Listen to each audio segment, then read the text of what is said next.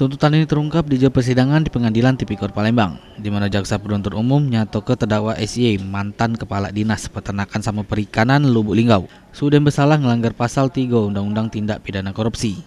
Selanjutnya jaksa penuntut umum jerat kedua terdakwa dengan hukuman masing-masing setahun 6 bulan penjara, lalu ditambah dengan denda sebesar 50 juta rupiah dengan subsidiar 3 bulan penjara. Tuntutan yang ditetapkan oleh jaksa penuntut umum ini berdasarkan pertimbangan dari keterangan para saksi yang dihadirkan di persidangan, barang bukti sama kedua terdakwa sudah balik ke kerugian negara, serta pengakuan kedua terdakwa di persidangan.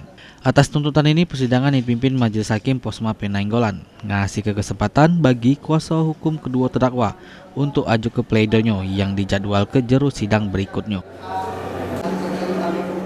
Sri Febriandi, PAL TV.